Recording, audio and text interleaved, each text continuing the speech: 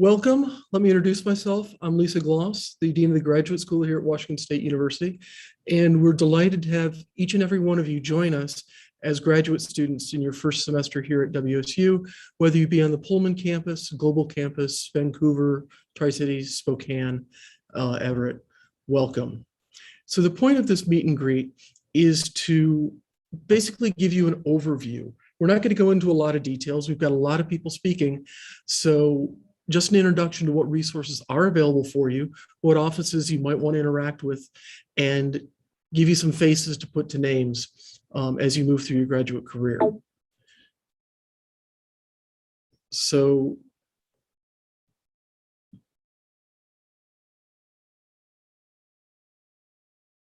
Rob, are you still sharing screen? Oh, we're ready for introductions for the panelists today before I put that screen back up for everyone. Okay, I was going to introduce the panelists as we went along. We can do that, definitely. Sharing screen now. Okay.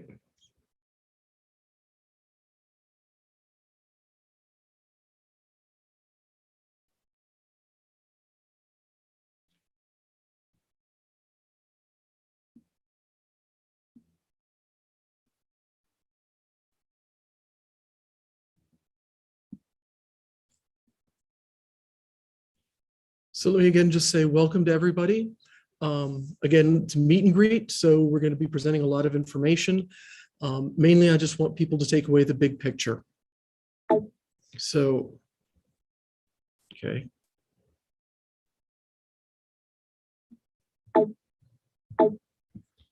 Okay, could we have the next slide, please? I'm having a bit of a problem at the moment. There we go, thanks. So let me introduce you just a little bit to WSU. Graduate education research is central to our mission here. We're an R1 land-grant institution, and what that means is in the Carnegie Mellon ranking of universities, we're highly research active. And graduate education is essential to WSU's research mission.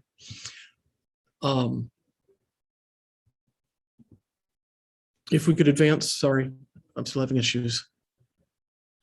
So the important thing for you to realize is as graduate students, you're the next generation of scholars and intellectual leaders.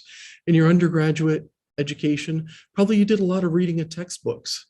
Now, as a graduate student, you're going to be creating the knowledge and scholarship that is in those textbooks for the future generations. In other words, you're going to be writing the textbooks, not just reading them. So, think about that. Don't let it scare you. It should be give you a sense of adventure and excitement that you're going to be going where you're going to create new knowledge. And that's, an important, interesting thing for you to do. So oops, I couldn't control it. Now I'm overly controlled. So what does the graduate school do? Why do you need to come see us? I break down our work into 3 different missions. Service, so we are primarily a service organization. We're here to serve the students, you, the faculty, the academic programs, colleges, and the institution as a whole as it relates to graduate education at WSU. That also means providing oversight. So we're responsible for making sure that the standards and best practices of graduate education are applied at WSU system-wide, not just on the Pullman campus, but system-wide.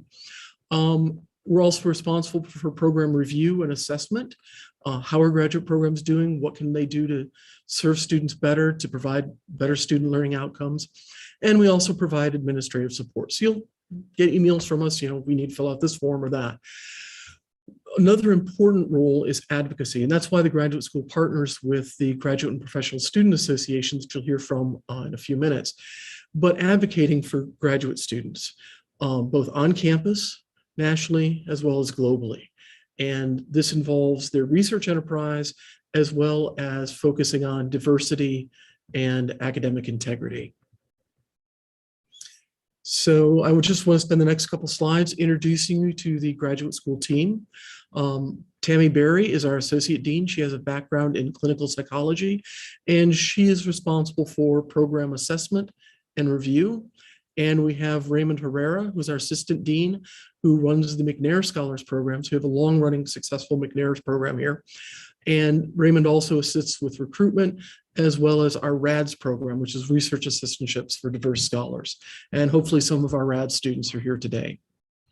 We also have a large diverse staff of about 23 or so people. Instead of introducing them all, I'm just going to show you pictures. Hopefully you'll get to see them face to face of our staff. So first is Joe Merrill, who is my super special assistant and the manager of the graduate school.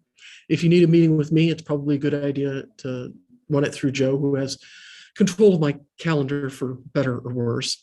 Jenny Seliger-Graham is our Director of Student Services. She'll be a go-to person a lot of times when things aren't quite working the way they're supposed to. Debbie Sherrod is the lead of our admissions team, and Daniel Vickerin, lead of our programs team. So Debbie and her team helps you get admitted and into graduate school, and Daniel's team will help you as you move through everything till the final end and receiving your diploma. Adam Williams is our area finance officer, which means he's the one that's going to handle a lot of your assistantship processing. So again, that's a name you might see if there's an issue with your assistantships. And Cindy Hollenbeck is our communications coordinator and in charge of communications and marketing. And she and her team, a couple of graduate assistants, Carla, who's helped put this program together, and Ali, they're responsible for a lot of our communications, like, please, every Friday, you will receive Friday Focus. At least open it and glance at it. Some of the things you may not be of interest to you, but there will be a lot of things that are important information. So if you're looking for an assistantship, if there's an announcement we need to make about something changing or new policies or deadlines or funding opportunities, check out Friday Focus. It'll also tell you about professional development initiative, which we'll talk about in a little bit. So the graduate school serves basically all 10 colleges they have graduate students. They're all listed here. I'm not going to go through them. The one thing to point out is we are system-wide, so we do help graduate students no matter what campus you're on or whether you're on a campus or not, and in each college. One thing to note is the professional programs like the DVM, the MD, the PharmD, the MBA are not housed in the graduate school. Those are administered by the colleges in which they reside. But if you're a graduate student pursuing a master's or a doctorate, for example, a PhD or an education doctorate, the graduate school is your place to go.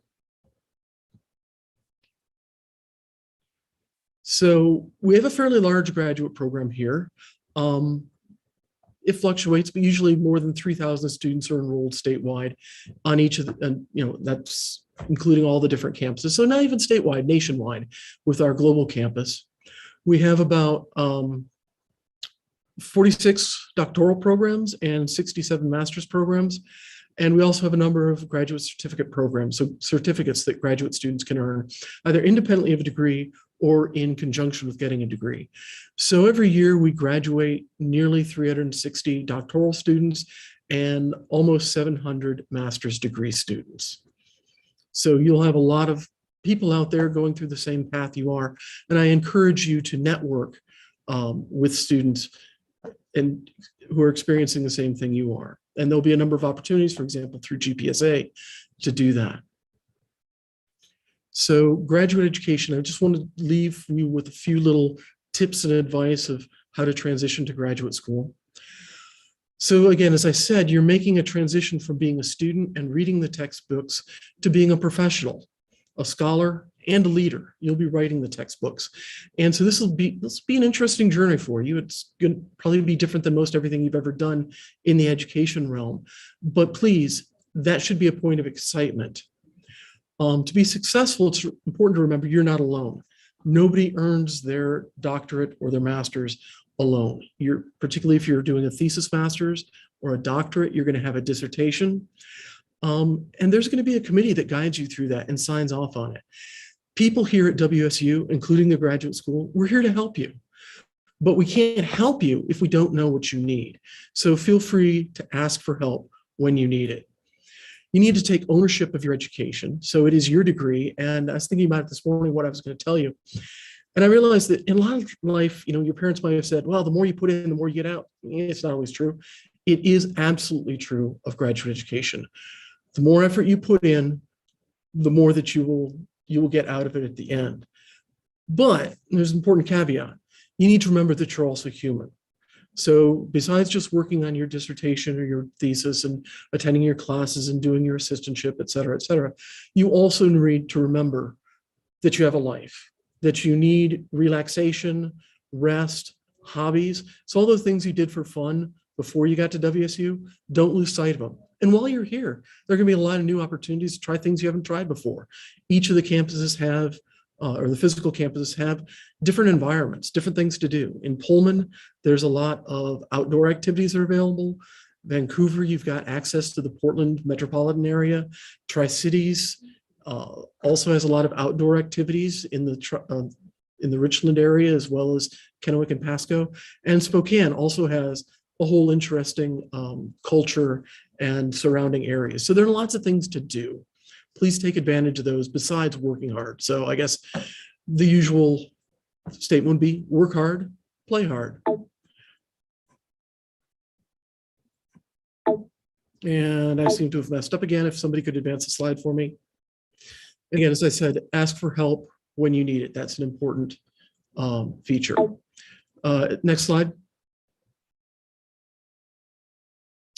So one other thing I want to alert you to is the online graduate school orientation. This has been alive since, or available since June on the Blackboard, which is our previous learning management system, or LMS.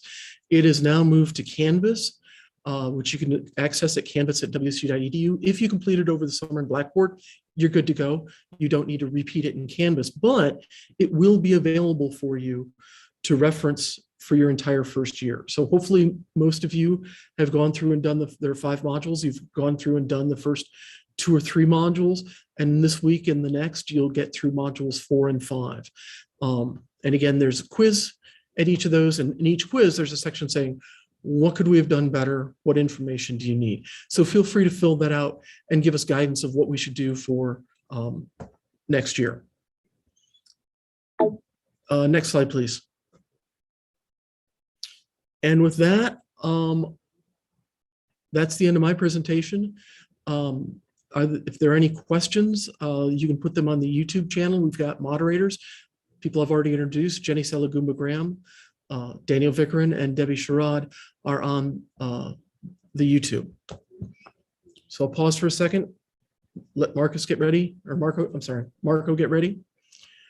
And I will introduce to you then Marco, who is the incoming and new president of the Graduate and Professional Student Association. So Marco, take it away. Good morning, everyone. I'm Marco Cerqueira. I'm an international student from Brazil and a PhD candidate in cultural studies and social thought in education. In GPSA, we provide academic and professional support services and programs, and we participate actively in several university communities and organizations to provide representation in a forum to advocate for student needs. You can, okay, I'll try to pass the slide. Can you pass the next slide, please? It's not working for me. Okay.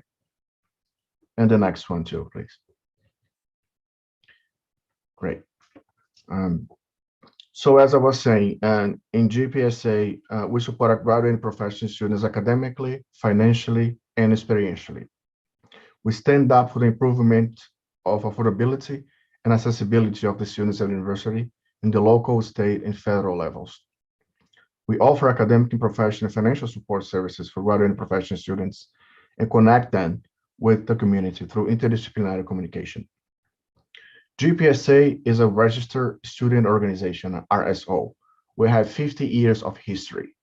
So recently, I just connected with the previous president of GPSA, who was the first international student back in the 90s, 1991, 1992. And he was the one who actually got health insurance for all of us, graduate students. So that's something just for you to know the importance of GPSA. So in one nutshell, GPSA offers academic support, professional development, financial support, social support, and student advocacy. So you'll see now in terms of academic support, we're just reopening this fall the study center, which is located in the Terrell Library on the ground floor.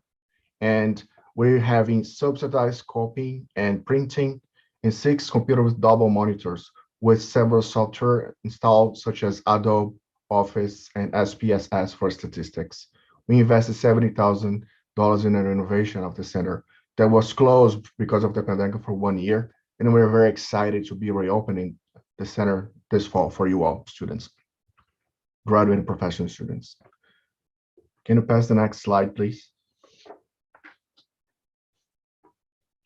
So another way that we support our students is with the research exposition. So every spring we have the research exposition. The next one is going to be next year in March, and this way the students can present their original research, scholarship, and creative work. And we gave almost $10,000 in scholarship competition. So it's a great space to present the research and get experience and connect and professional students to the community and foster leadership development and career professional development and community development. We also have travel grants. This is last year budget. So this year we have $154,000 in travel and registration grants. This is also a great way for the students to attend conferences and workshops that they are interested in. And also, as I said, GPSA is a registered student organization. So we have a budget to support all the registered student organization RSOs.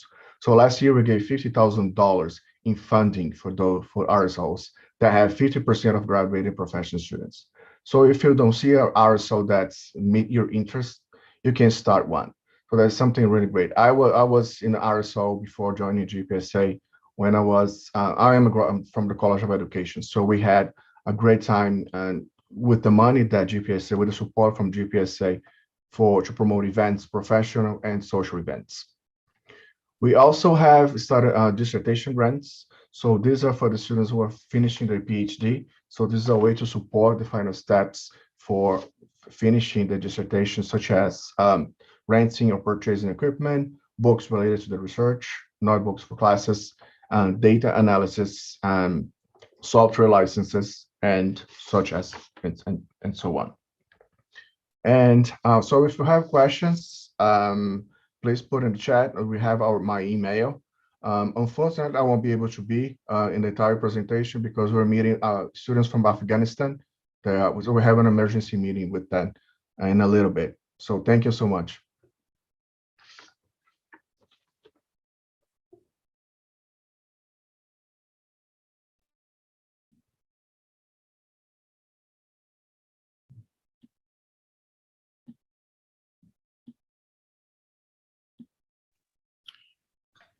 So thank you, Marco.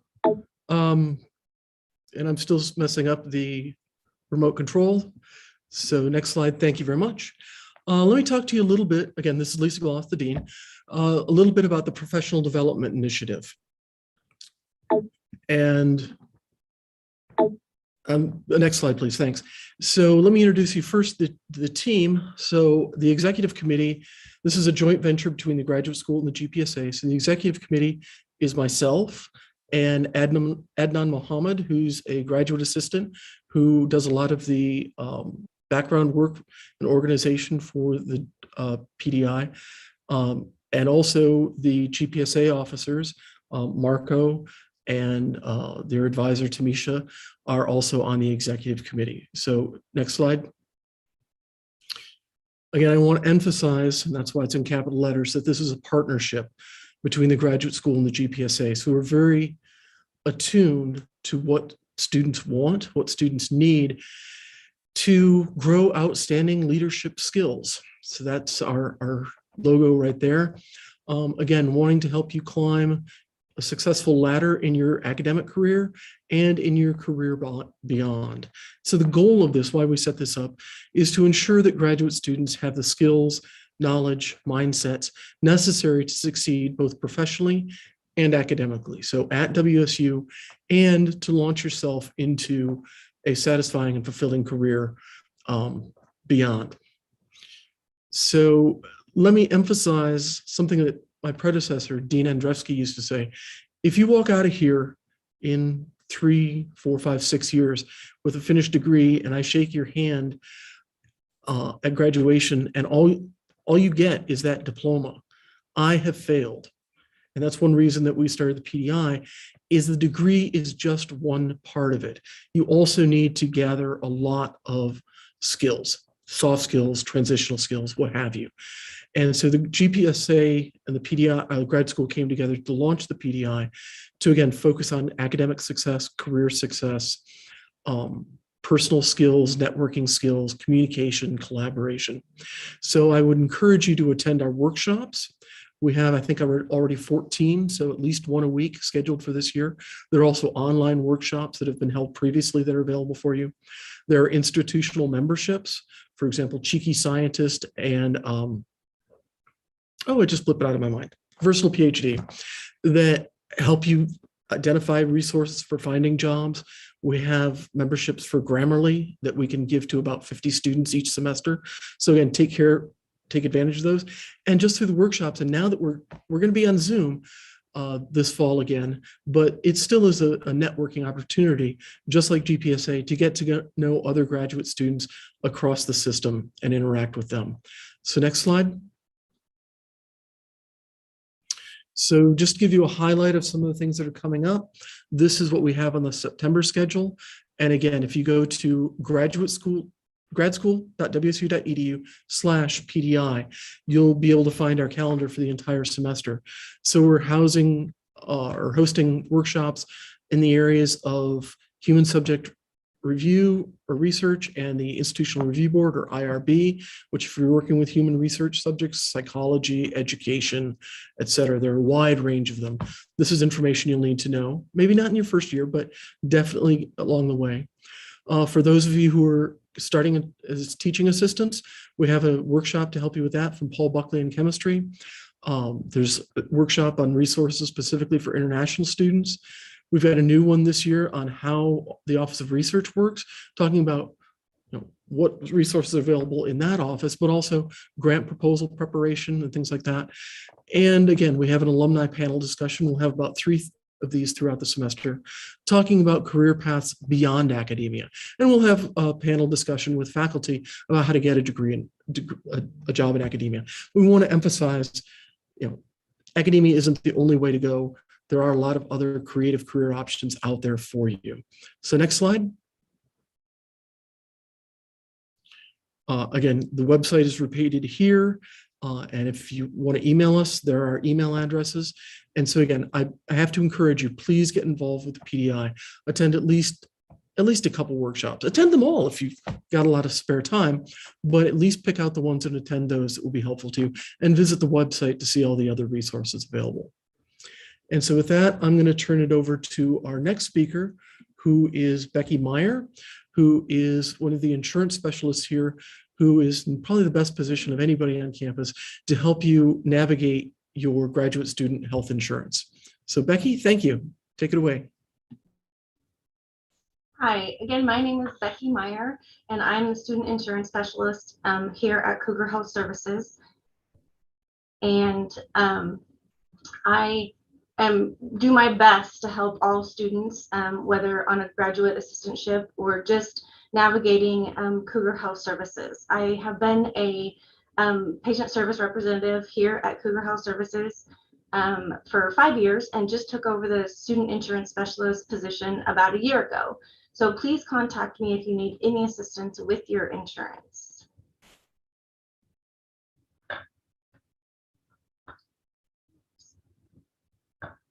Sorry, I think I skipped a screen here. We are located in the Washington building at 1125 Southeast Washington Street. Within our clinic here at Cougar Health Services in the Washington building, we have a medical clinic, a full pharmacy, a vision clinic, and counseling and psychological services for your needs.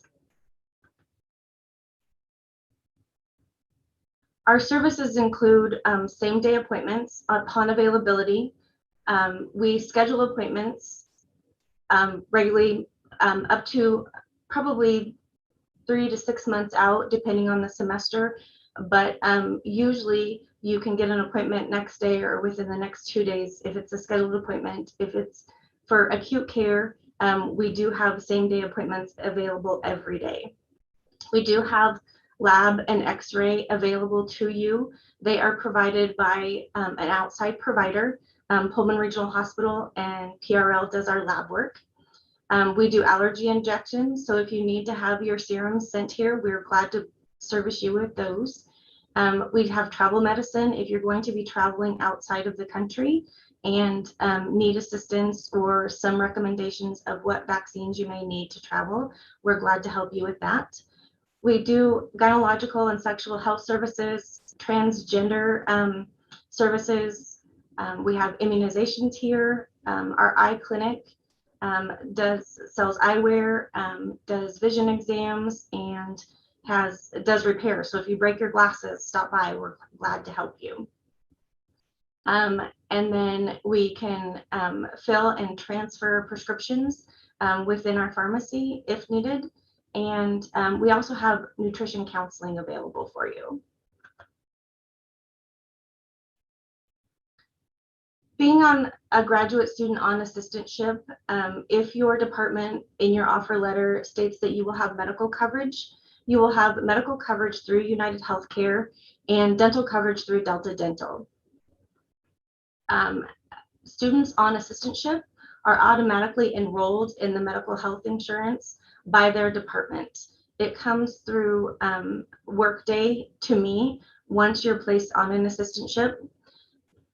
And your plan has low deductibles. Inside Cougar Health Services for medical visits, you have a $0 deductible.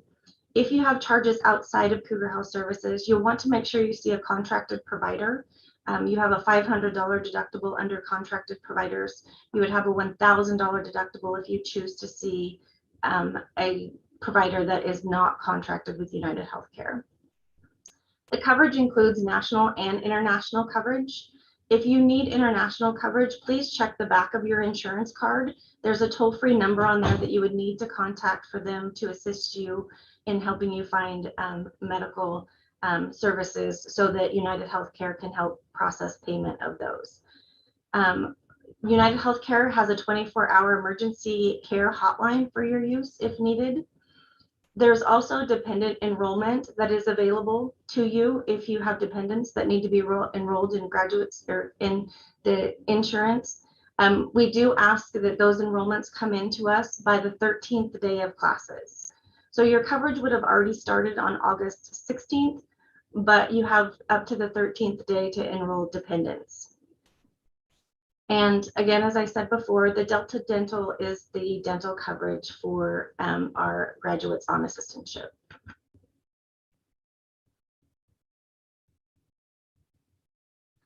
And I want to thank you, and my direct contact information, you can always email me with any questions at student.insurance@wsu.edu, or you can give me a call. I have a secure line and voicemail at 509-335-6758. Thank you, Becky. And let me now introduce Lorena O. English, who comes to us from the WSU Libraries and has been a valuable participant in our PDI presentations. Thank you, Lorena. I'll publicly say it right here for all you've done to help with PDI. And before I leave, Becky, thank you. And please, students, reach out for help when you need help with your insurance. So Lorena, take it away. And of course, I forgot to unmute.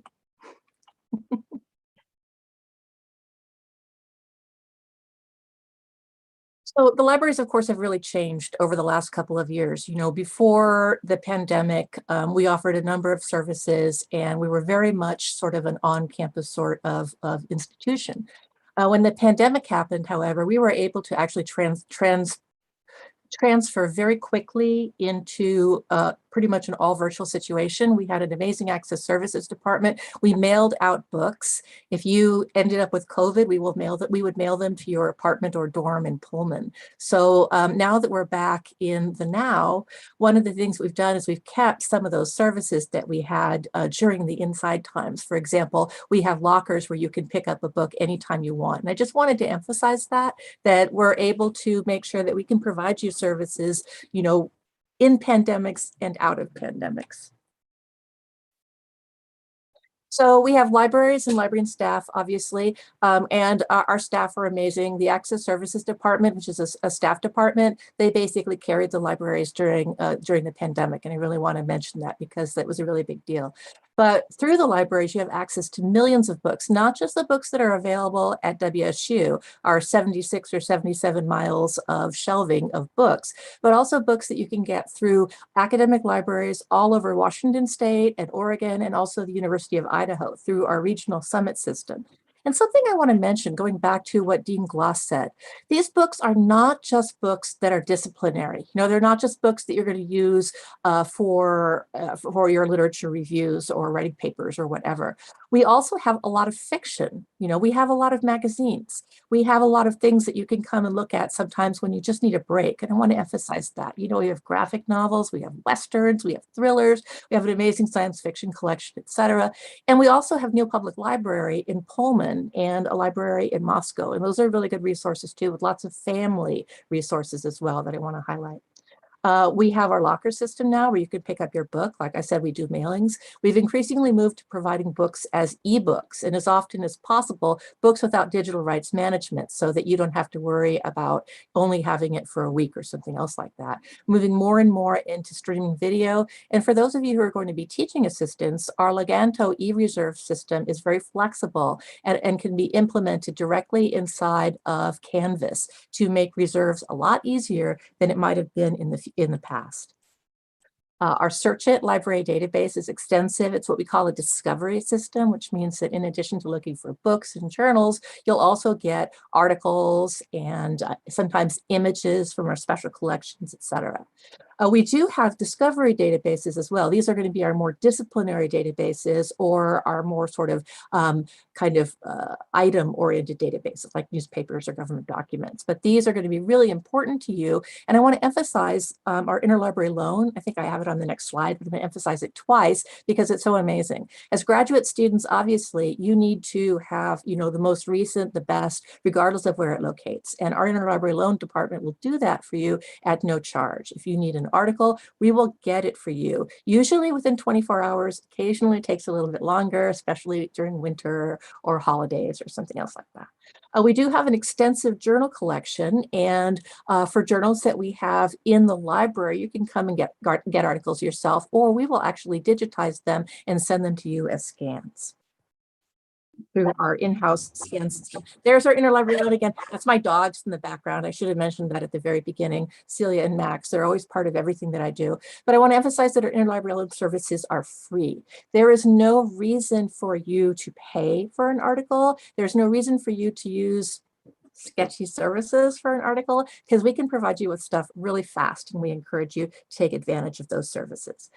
Finally, at least on this slide, I want to talk about our manuscripts, archives, and special collections. These are sometimes the heart of a library because a lot of the things that we have here are unique. You know, we have the private library of Virginia and Leonard Woolf. We have an extensive collection of information about the inland Northwest and about the Native American tribes in the area. And we have a lot of stuff on the history of science along with other sorts of things. All right, I want to talk a little bit about the librarians. A number of our librarians are like me, liaison librarians. I work with political science, sociology, criminal justice, sports science, and law. And we're available for research consultations or for help introducing you to the resources at the library, for giving you a private tour, anything that you might need, answering your questions and helping you sort of navigate sometimes if you get into a library issue or something else like that. In addition to the work that we can do for you as a student and a scholar, we can also work with you if you are a teaching assistant, because we're really more than happy to offer information literacy classes, disciplinary classes, where you're looking to find the deep information about your particular topic. We'll do this in person. We'll also do this through Zoom. We can do screencasts that you can embed in Canvas or show to your class at different times. Also have a number of activities and learning objects that we can use as part of this that you can incorporate into your work as well. We support two main reference management services, EndNote and Zotero. And we can, if you want to use something different, we could probably help you out with that as well. I want to take a step back though, and just say that I actually am a Zotero trainer and I believe in reference management tools. And if you are not using a reference management tool, it's really, really, really, really, really important that you go ahead and start using one as soon as possible. And I will have, I believe, a Zotero, maybe an EndNote class scheduled through the PDI program, but you can also come to me individually or in small groups and I can do classes for you as well. Personally, I think that the two things that can really help you in your career are at least 2 monitors and using a reference management system. And I believe that very strongly. And I've had a number of students come back to say that reference management systems saved them and really made a difference and set them up for success in graduate school and beyond. So I encourage you all to use these. We also have a number of tools that will give you remote access to library databases. One of these tools is our LiveKey Nomad system. This is a plugin that you can download that will tell you if you're browsing on, say, Science Direct or something else like that, it'll tell you if the library has access to a particular article, and then you can actually get the article through LiveKey Nomad. We have a proxy bookmarklet. You can basically put it into the browser of any computer that you're using, and that will give you, once you've logged in, if the library has access, you have access. And obviously, if you are actually using the library's VPN, then it's as if you were in the physical library and you get access to everything that we have. I really kind of emphasized, let me go back a little bit here. I'm not sure my back is going to work. I've emphasized all of these sorts of resources, but I also want to mention the Getting Connected link right over here down at the bottom, which has some additional information, and I'll paste that link in the YouTube chat a little bit later. And finally, I want to talk a little bit about scholarly communication, which is the system that goes from actually creating knowledge to finding knowledge to preserving knowledge to access knowledge. Librarians are really involved in that. We can support you with scholarly communication issues. And if you're interested in open educational resources, that's something that we can help you with as well, whether you want to incorporate them into your class or create one yourself. Now, this slide is Pullman focused. If you're at one of our regional libraries, you need to go to your library, and it should be easily found on the WSU website, and talk to your librarians, and I'm sure they'll be happy to offer tours. I'm going to actually paste all of these tours times also into the YouTube chat, so you don't have to worry about remembering all of this. Just watch for it on the chat. But we are offering in-person tours today, tomorrow, and Friday for the Holland and Terrell libraries, which is basically humanities, social sciences, our special collections. The Owen Library is our science library, and that also has our children's literature collection that we have for for our School of Education. And they also have tours, and then we have 2 tours for those of you who are here for the vet school and are interested in the animal health library. And if you can't make any of these times and you want a tour, my email address is down at the bottom of this slide, and it'll also be in what I paste into YouTube. Feel free to contact me if you have any questions. And we really welcome you to the WSU libraries. I can't tell you how great it is to walk in and see people already using it, which reminds me of one thing that's really important. You will not have remote access right now. You will not have it until Monday when they run, the registers, whatever it is that they run. But I want to emphasize that. But you can still come into the library and see our stuff. And the library is where the Graduate Study Center is located.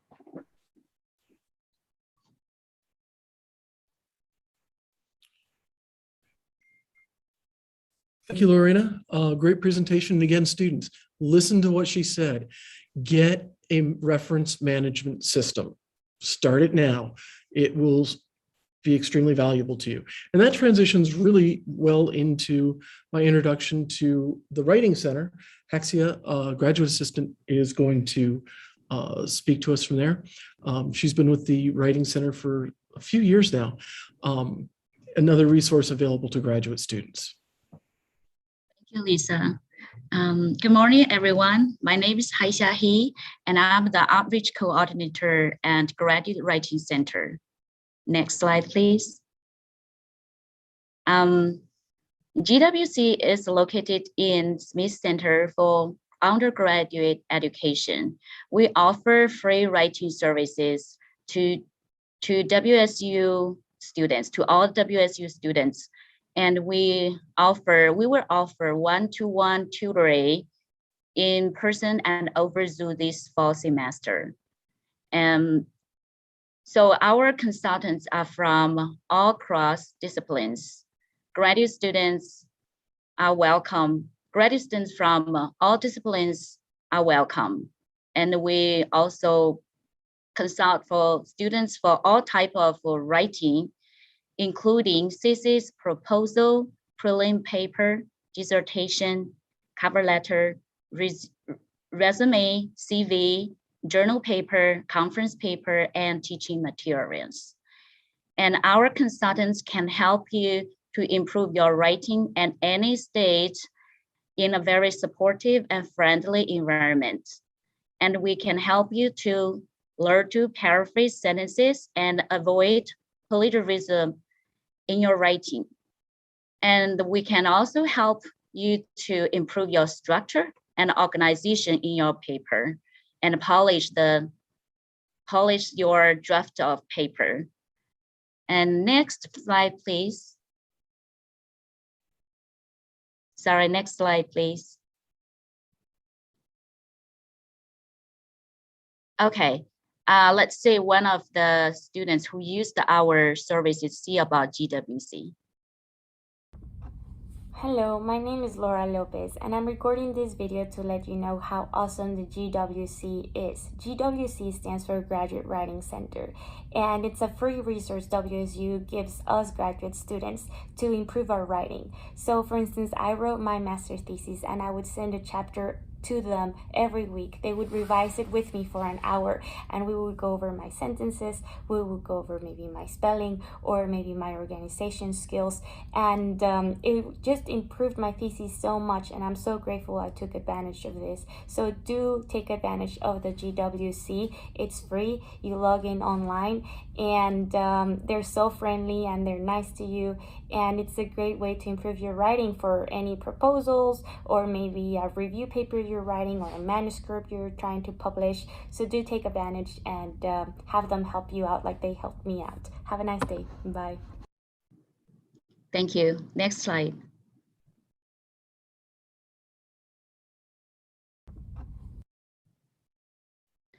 Okay, so that is for the video. And now I want to mention about the GWC policies for appointment. And anyone who wants to use our services need to schedule appointment via our scheduling system. And the students who want to use our service also need to submit their writing in an email to the consultants at least 24 hours before the appointment. And to make sure our availability, the students are suggested to schedule an appointment 1 week in advance. And here is our contact information. If you have any question, if you want to use our services, please visit our website for more hours and more information.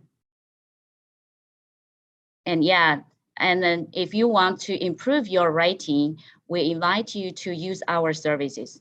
We're here to help you to improve your writing at any time, and you just make appointment online and email all the things you concern to us, and we can help you to improve your writing. Okay. Our scheduling, our session will open starting should be August 13. Yes. And if you have any questions, please next slide. There's my contact information and our website. And we are here to help you in any way we can. Thank you. That is my presentation. Great. Thank you very much, Haisha. And again, let me emphasize that this is a valuable resource for all students. If you think you write well, if you know you're not sure about your writing, this is a great resource for graduate students to use. The graduate schools helps provide some support through assistantships. for students to help on the staff, it'd make my day if I was told, oh, we're just overbooked, we need more help. So students, please make use of this resource. And let me introduce you to another resource, Javier Pascal. We'll talk to you about Sizer and statistics, which is not dull and boring. It's actually very important in many, many areas of research, which is why we have a central resource for statistics research. Thanks, Lisa. I'm Jave Pascual. I'm the director of Sizer. Sizer stands for the Center for Interdisciplinary Statistical Education and Research. Our website is sizer.wsu.edu. So let me give you, so what is Sizer? So Sizer provides services in support of WSU researchers in designing data collection protocols and statistical analysis of the data resulting from the research studies. Just to give you a brief history, planning for the center began in 2014. 2 years later, in 2016, Sizer came into existence. Its founding stakeholders were Connors and CAS. Additional support has been provided by the Provost, Office of Research, and the Graduate School. So thanks, Lisa, for providing us with a graduate research assistant over the last few years. It's been a great resource for us. Let's see, please forward the slide. Thanks. I think there's more information on this. There we go. Could you show all the entire slide, please? Thank you. All right. So, oops, went too far. Too far. Sizer offers help for planning experiments and data analysis. So as graduate students, you will be conducting research, and oftentimes you have to pose a hypothesis, or maybe you have some questions that you want to investigate. And to be able to answer such questions or to test your hypotheses, you need data. You need to collect data. You just don't collect data. You need to plan for it correctly and carefully. Oftentimes, if you don't design your experiment carefully, you end up with useless data and you just waste your time.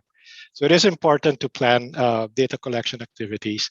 And of course, once you have your data, then you have to apply the right type of methodology or inferential methods on the data to come up with some useful conclusions. So what can we offer to graduate students? So graduate students work with us to help with, like I said, designing experiments. So we sit down with you and ask you questions to figure out what variables are you interested in, what hypothesis you wish to test. And based on that interaction, we come up with a design of experiment that would be appropriate for your research. Then once you collect your data, we assist you with data analysis and statistical modeling. And of course, we also help you with interpretation of results. If you submit papers for publication during your research, during your stay as a graduate student, we can also assist you with addressing reviewer comments. Sometimes the reviewers will ask about your statistical analysis, and we are here to actually sit down with you and formulate a response to the reviewers. I forgot to mention that we have several services offered to researchers across the WSU campuses. We have engaged learning. Engaged learning is the one that most graduate students will avail of or take advantage of. We also have collaboration and consulting, but it's engaged learning that graduate students in particular, tend to gravitate to. Let's take a look at the next slide, please. Please forward. Show the entire slide, please. Thank you. All right, so, oops, step back once, or thanks. All right, so what is engaged learning? So before I look at the description here, I sincerely ask you to take advantage of this. Depending on the college you belong to, you are entitled to 3 hours of engaged learning.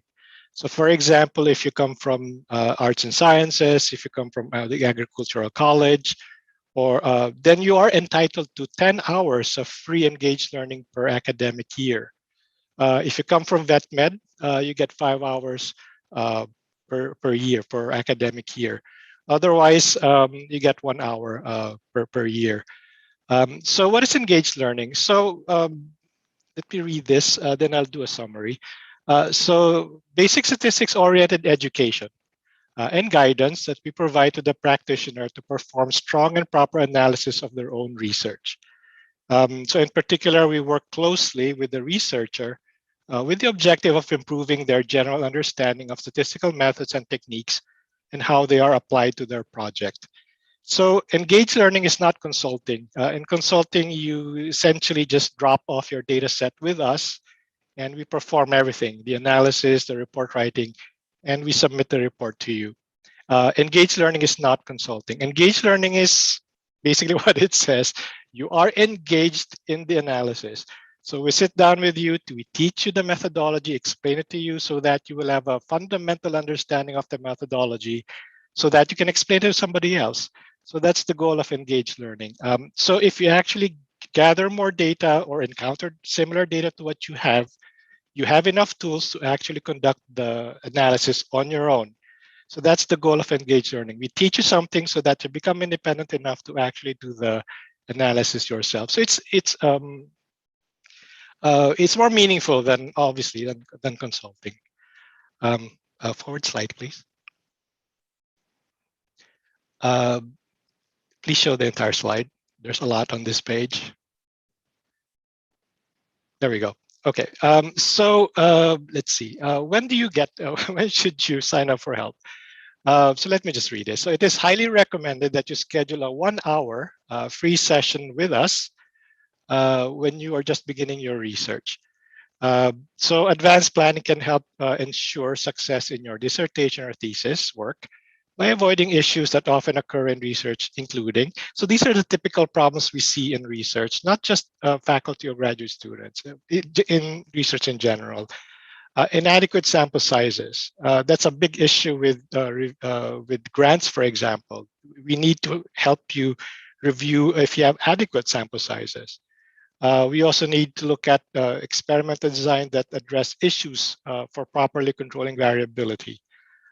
We also look at issues in designing experiments that can best establish interventional effects or treatment effects, that's what it means. And we have to make sure that you are performing the appropriate statistical methods. So that's all involved in the advanced planning. Planning is important, and at the very get-go, you should seek out statistical assistance when you are about to collect data for your research. Third bullet here, set up an appointment with us for when you anticipate you will start your research. So to make it simple, just go to the website, sizer.wsu.edu. We explain the services we provide there. It shows you our physical location on campus. It's in Abelson. It also is a place where you can request an appointment to meet with a statistician and discuss your problem. 6 months, I say there, it is probably too much. A couple of weeks is okay. So just go to the website to set an appointment with us. Next slide, please. All right, so like I said, if you have questions or if you want more information about Sizer, go to the website, sizer.wsu.edu.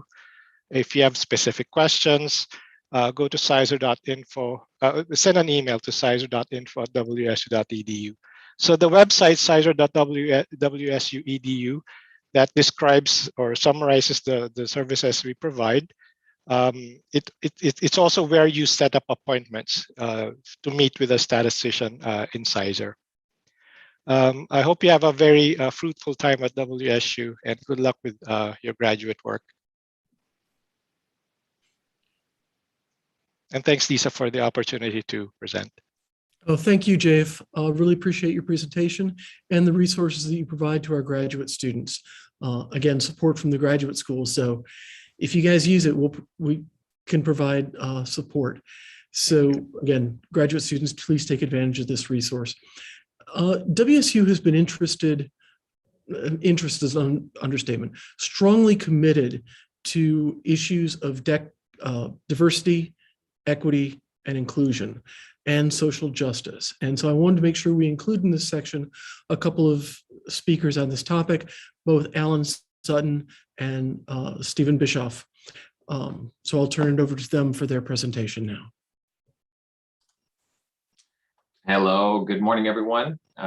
Great to have all of these new folks joining us this morning. As Lisa had mentioned, I'm Dr. Steve Bischoff. Steve, I'm the Director for Student Equity Services here at Washington State University, formerly Multicultural Student Services. We're going through a name transition. Just want to mention for myself, I myself am a WSU alum and did all my degrees here at WSU. And so I'm also part of the grad school alum family and looking forward to having you all join that family when you finish. And Alan, I'm going to let you go ahead and introduce yourself.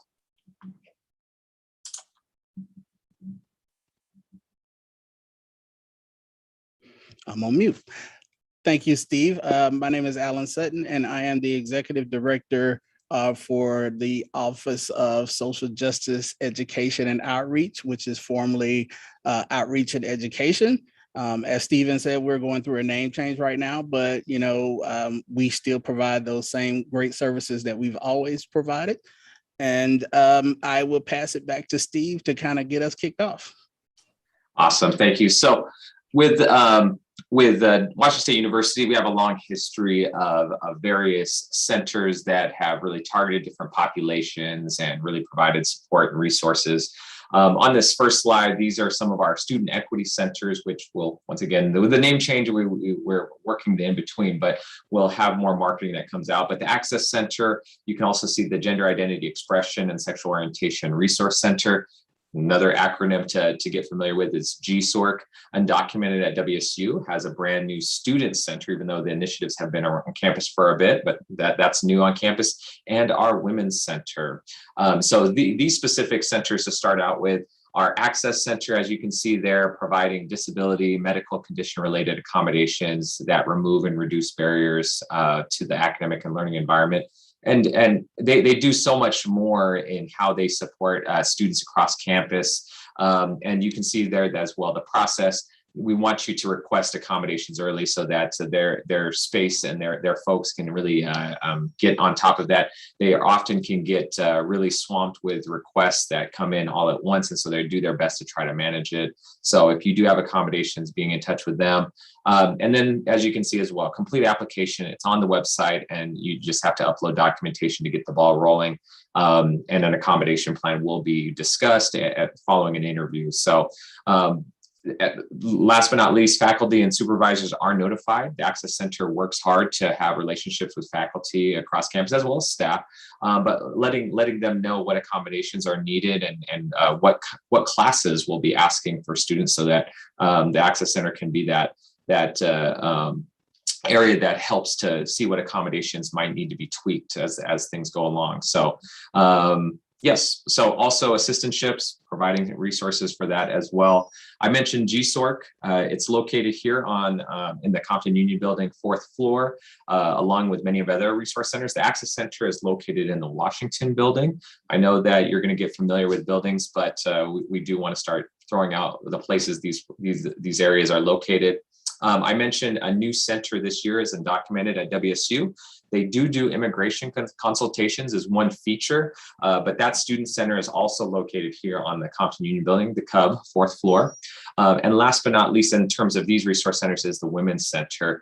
Long history of doing great work across campus, located in our Wilson Short Hall. And so with GSORC, I want to go back there as well.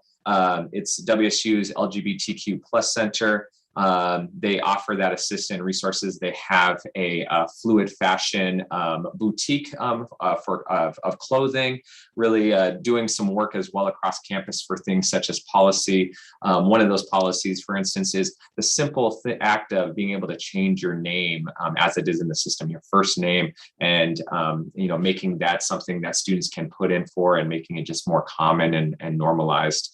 But that's just one example. Also pushing for, some of the things we're doing across campus with gender neutral bathrooms and working with our faculty staff association as well as students. So For undocumented WSU, aside from immigration consultations, they do provide support for our students in different ways, whether it's through art, whether it's through one-on-one support. But at their student center, they do different programming, also running collaborations with other centers for conferences and really building awareness on campus.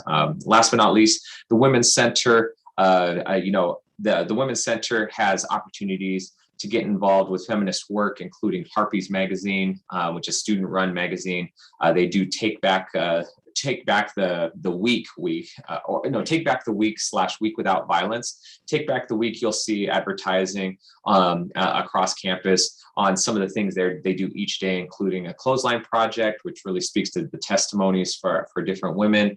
And then it really wants to promote that it's for all students of all genders. It's not solely those that identify as women. So, but you can check that out at women.wsu.edu.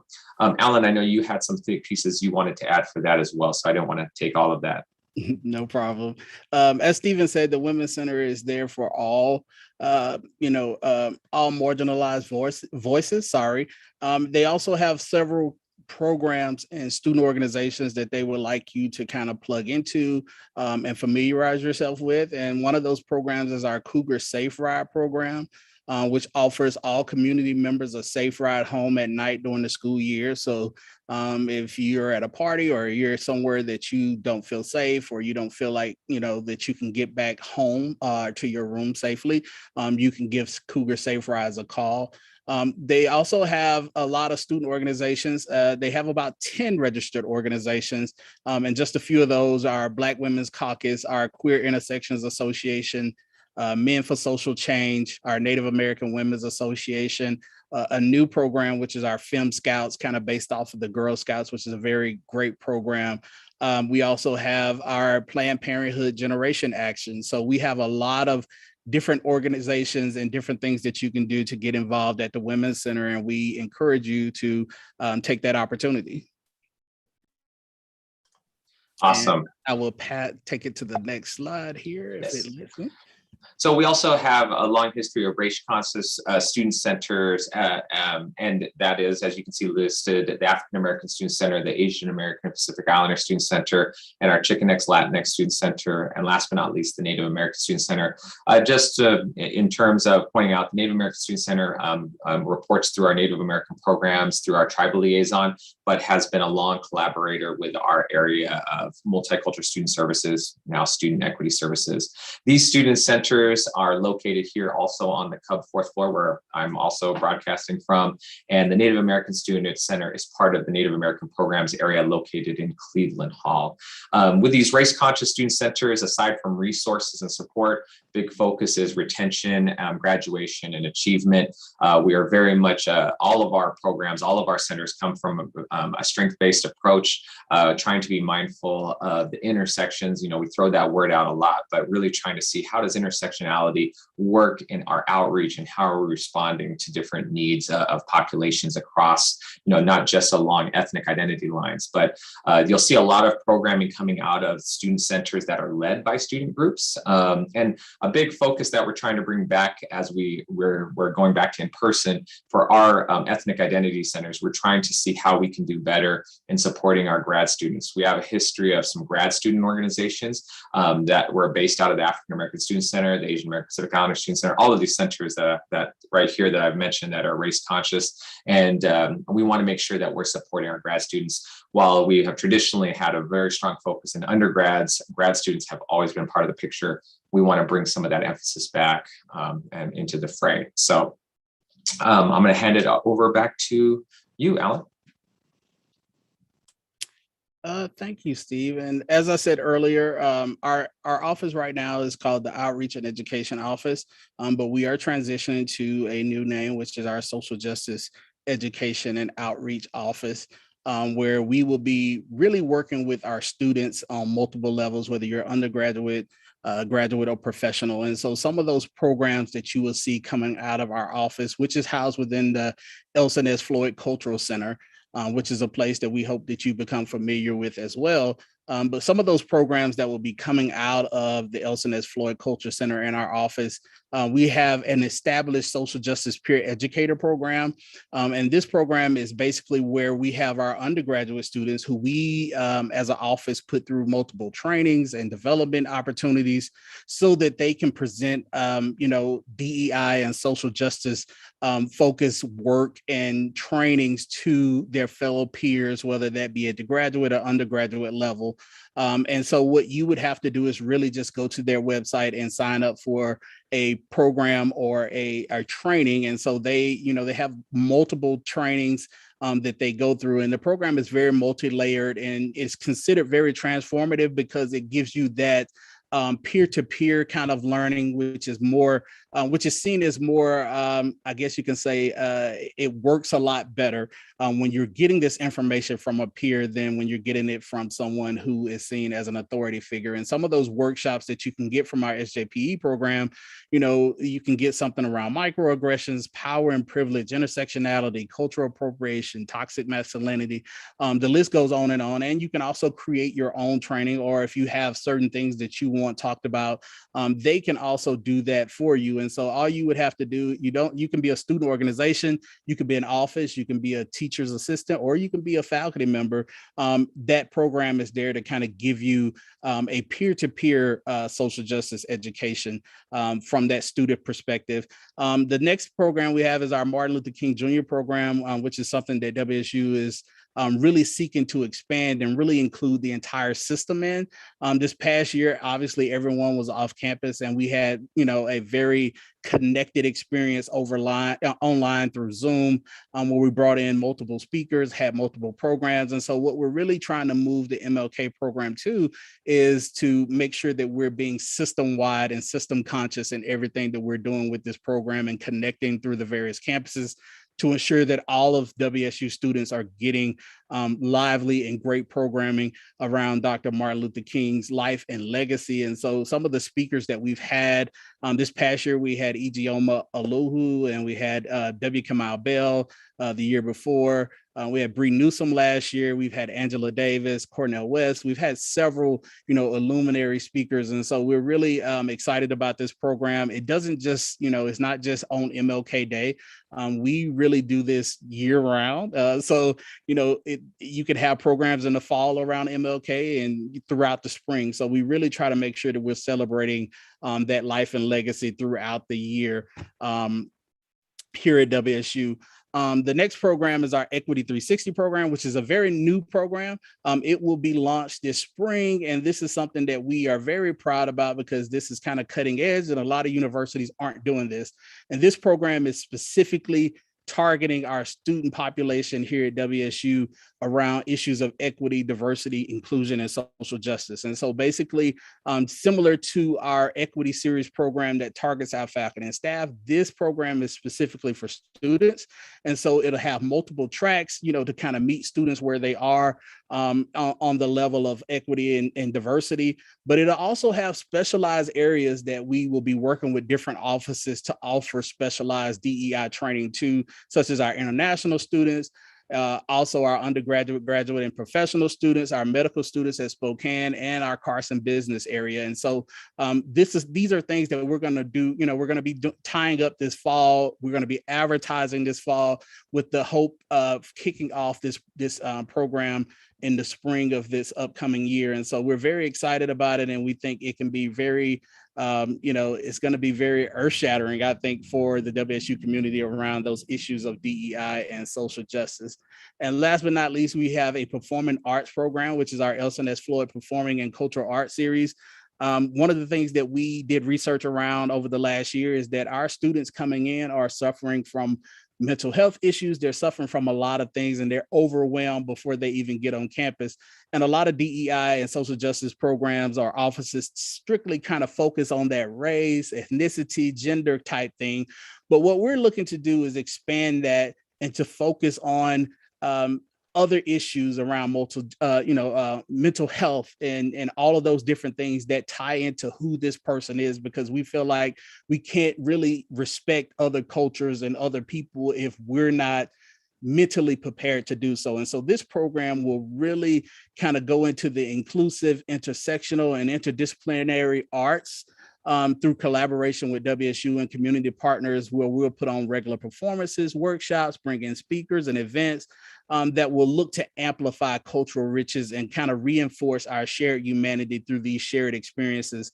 And so we're very excited about that. And that's something that's launching this year as well. And so you should be hearing more about that in the coming days. And so that is pretty much all we have around our diversity and equity area. Let me see if I can get this slide. And if you have any questions for myself or Stephen, that's our contact information.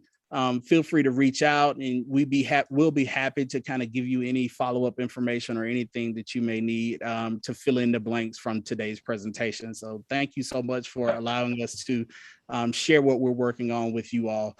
And we look forward to seeing you this fall. One last thing, sorry, I would be remiss if I didn't mention, we have leadership that we report to our Associate Vice President for Community Equity and Social Justice, Dr. Jamie Nolan, also a WSU alum product, and also our colleagues that we work closely with our leadership team is Dr. Matthew Jeffries, and also Angie Klimko, who's newly been working on as Director of First Gen Initiatives here at WSU. So want to mention our colleagues. We're happy to connect further. I did see in the YouTube chat, Angel, good to hear from you. Product of our Smart Start program for First Gen students, excited for you to start the grad school journey. So once again, like Alan said, thank you. So Stephen and Ellen, thank you so much for providing information on all these resources. And again, I encourage students to take advantage of them. And I want to highlight, again, the Access Center. It serves a lot of undergraduate, but it's also there for graduate students. So if you have a need for resources like that, please reach out to the Access Center. They're very heavily subscribed to. So reach out early. Don't wait until the day before your first exam. So again, thank you for providing information on all those resources. And Holly Ashkanajad is up next to talk to about the Compliance and Civil Rights Organization here on campus. So Holly, welcome and thank you. Hi, thank you, Lisa. So my name is Holly Ashkanajad. I'm the Director of Compliance and Civil Rights. I'm also the university's Title IX coordinator. Title IX is just a federal law that prohibits discrimination based on sex.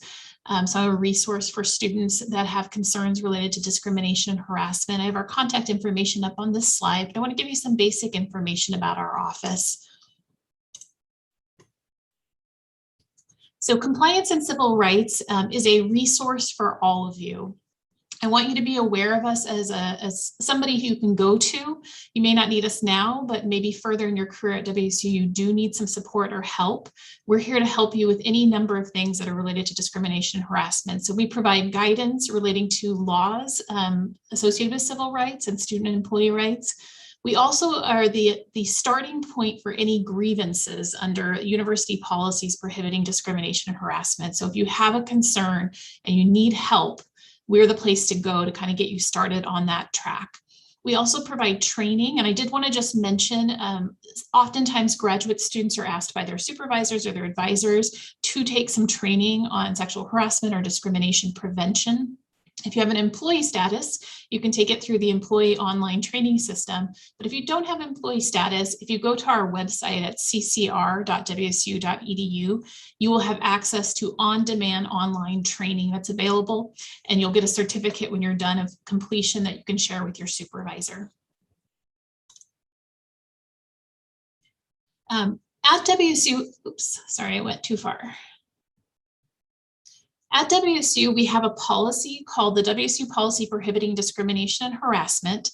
And in that policy, there are certain characteristics and traits that are recognized as deserving additional protection from discrimination and harassment. So WSU recognizes the following protected class categories: race, sex and gender, sexual orientation, gender identity and expression, religion, age, color, creed, national or ethnic origin, marital status, genetic information, veteran or military status, physical, mental, or sensory disability, including the use of a trained service animal, and immigration or citizenship status, except where those distinctions or differential treatment are authorized by federal or state law, regulation, or government contract. The main point here is that you are all members of multiple protected classes. And while I hope that none of you experience discrimination or harassment, we do know that those things happen in our community, and you have a resource in my office if you experience it. Please know that the university's policy prohibiting this discrimination and harassment applies to everybody at the institution. So whether the conduct is perpetrated by students, faculty, staff, or others affiliated with the university, you can report it to my office. We also handle reports for conduct that occur on campus as well as off campus. So we're just a central resource for any concern of this nature. I want to briefly talk about some types of things that you may report to us, just to give you a sense. So when I talk about discrimination, I'm talking about when somebody is intentionally treating you differently because of your membership in one of those protected class categories. So somebody is not hiring you because you are from a different country or a different race or a different sexual orientation, or somebody is treating you differently within a classroom or an educational program for those same reasons. We also think of discrimination as policies or practices that are impacting you differently because of your membership in a protected class. So maybe on its, oops, the slide just went forward.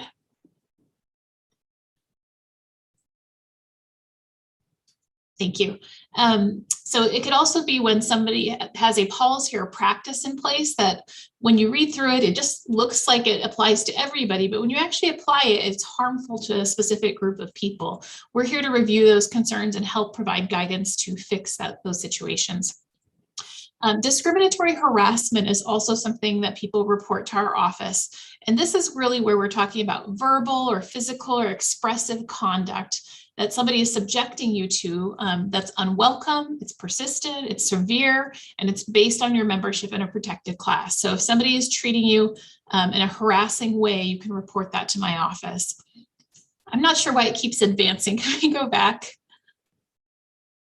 Thank you. So the final category there is sexual harassment. That's another form of discriminatory harassment.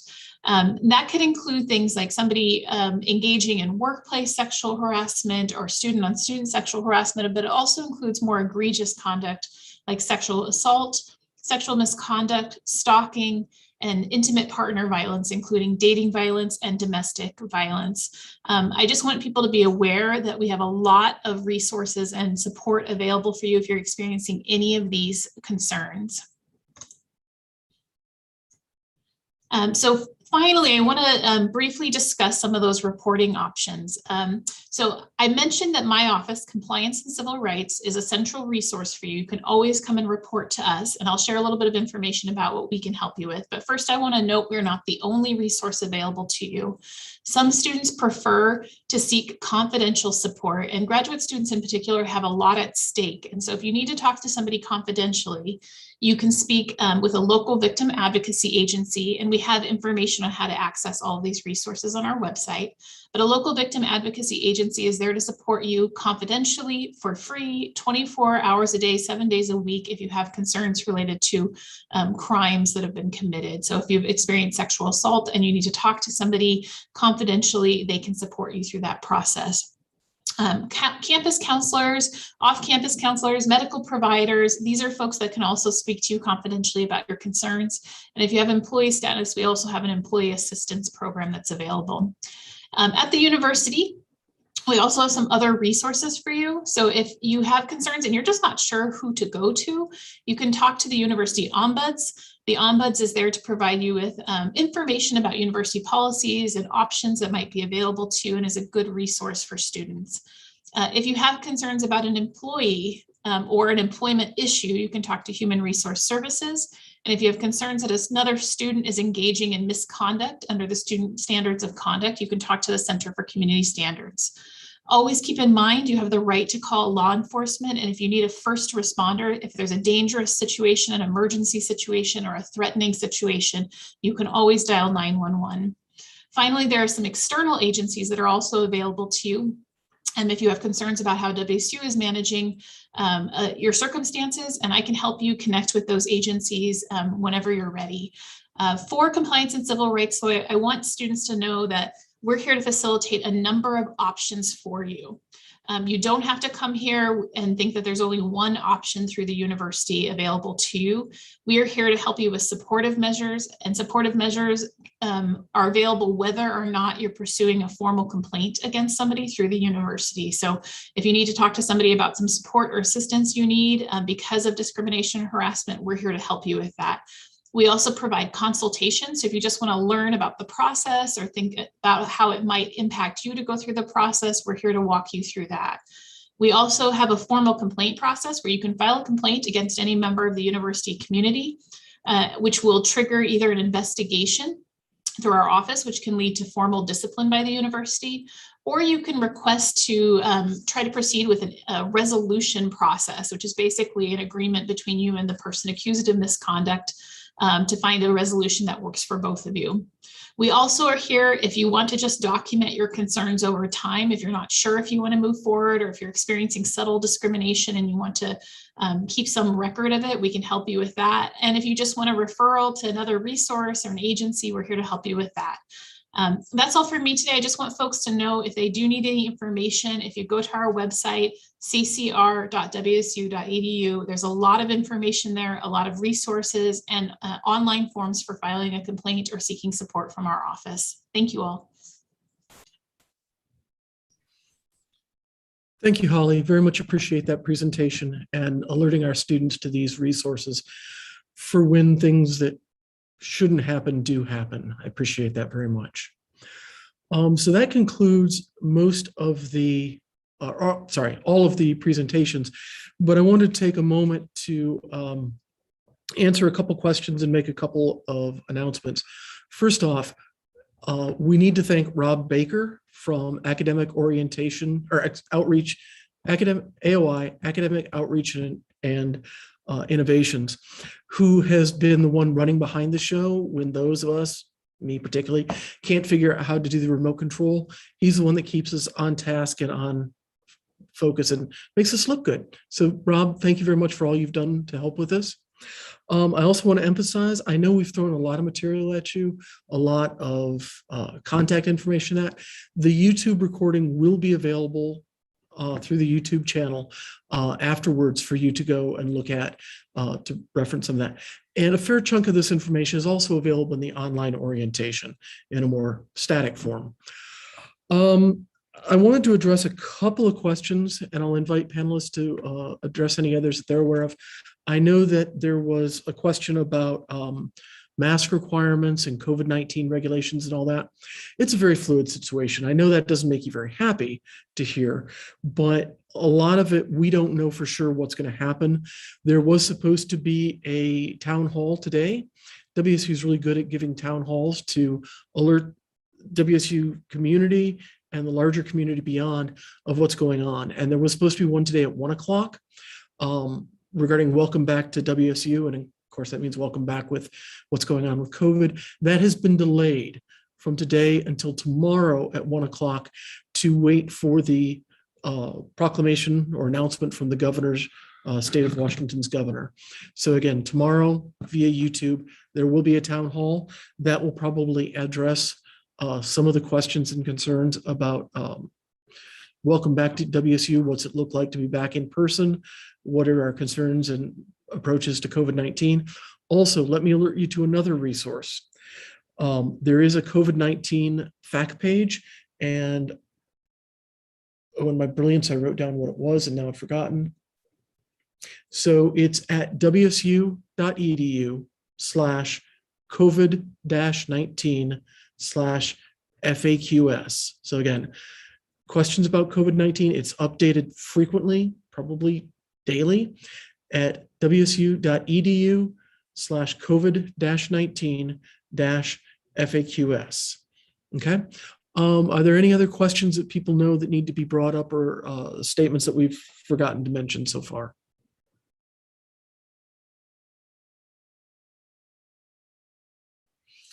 If not, then I think we're on Rob, if you want to go to an all panel, let me again thank everybody who's participated, who's presented information. I think it's been very valuable. I hope our students feel the same way. And hopefully students, you've taken some information away from this. You've seen some faces that you may run across or need to talk to. Please reach out. The point of this meet and greet was to introduce you to the resources here at WSU. We want you to have a successful career. As I said in my presentation, we're here to help, but a lot of times you're going to need to ask for that help or seek resources. So hopefully this has given you some guidance of places you can go. And again, you can always contact the graduate school, my personal email, but also email at gradschool.wsu or gradschool@wsu.edu. Thank you all very much. Appreciate it.